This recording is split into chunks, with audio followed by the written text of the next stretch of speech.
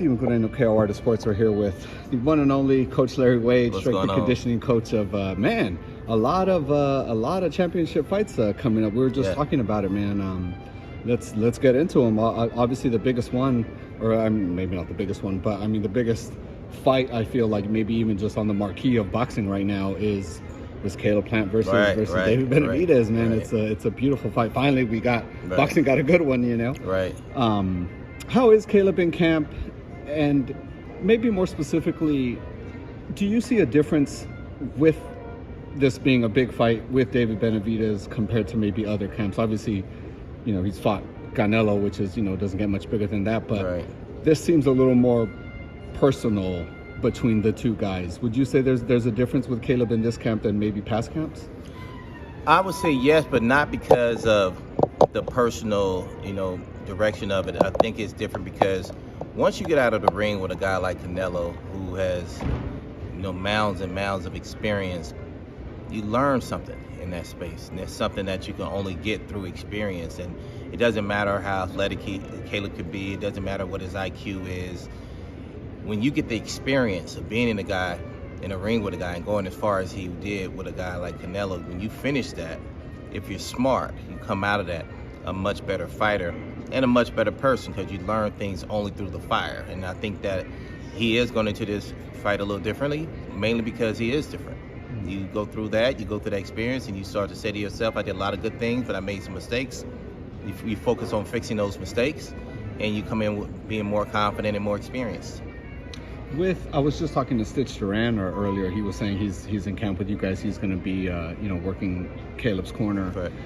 And he was very complimentary of Breadman Edwards. He was just like, man, Breadman. He's like, I hadn't worked with him before, but he's like, I know what I see. I've been in this game for a long time, and Breadman knows what he's doing. He's adding, a lot to Caleb's game. I would assume you'd kind of agree with that. What differences is Breadman doing, or what does he see? What does he bring to the camp that maybe was not there before? Well, I feel as if Breadman comes from a different direction, coming from Philly, and Caleb was already a very good boxer and very experienced in that area and showed that he could box.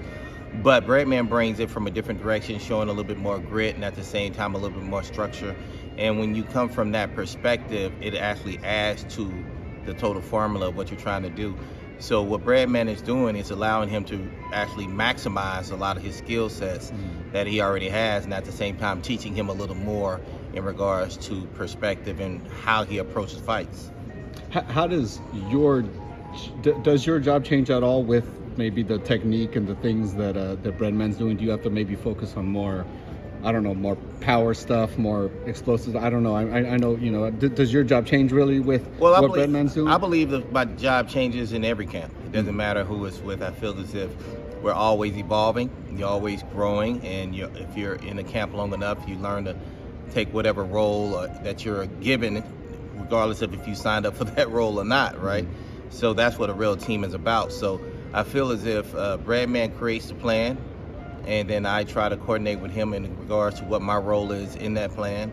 And then, like you saw in Anthony Durrell fight, and when he got that knockout, that things came together the way we wanted them to. And we expect the same thing to happen this camp around.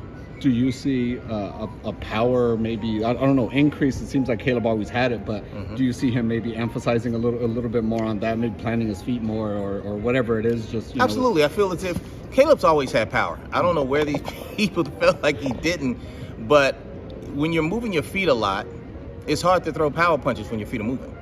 When you sit down and you throw a punch, then you can actually see what kind of power a guy really has. Technically, his former coach encouraged a lot more movement in order to, really maximize show his boxing skill set. And that was great, and he looks great when he does it. But sometimes when you move that much, it makes it difficult to show the other side of what he has, which is the power which he displayed. And I think what Breadman did and is doing is slowing some of that movement down so he can also maximize that other side that Caleb has.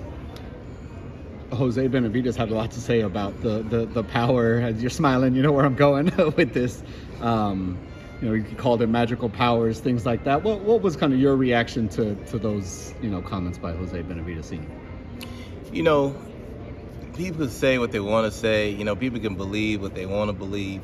I believe the integrity of a man is not based on one moment, but how he carries himself over a period of time. So the way I look at it, and I've been told this a number of times, and for those who are listening, please don't be too offended about what I'm about to say, but my mother and father told me a long time ago that when someone's throwing shit at you, you know, and you try to stick your hand in the bucket and throw shit back at them, once you release it, your hand still stinks.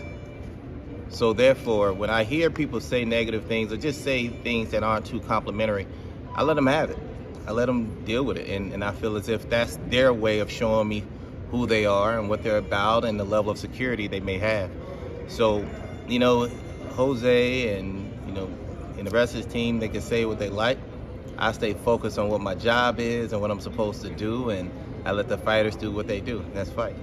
With all the talking that's been going on between the camps, is the victory that much sweeter with that, or does it just, the victory is a victory, it feels great anyway?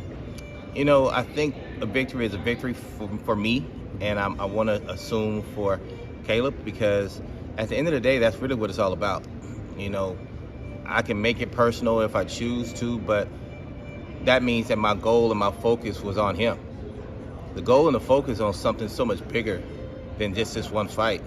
We're talking about legacy. We're talking about history. We're talking about world championships and belts. So if he was to win this fight and walked away, I don't think any of us would be happy. I think it has to be a situation where we keep our eyes on the bigger picture and then focus on the intermediate goals in between and accomplish those and then move to where we want to go. Who doesn't want to be a Floyd Mayweather? Who doesn't want to have that type of legacy to win those type of fights, and or a Canelo, which he's done in his career. So that's where I think the focus is, and that's where the focus should always remain. You know, it's just certain people who may look at things differently that make it a little bit more acute and smaller than what it should be. Right. Man, I can't wait. I can't wait for that fight. I feel like the energy in Vegas is going to be incredible. Oh, it's going to be a great fight. One. By no means am I saying it's not going to be. Right.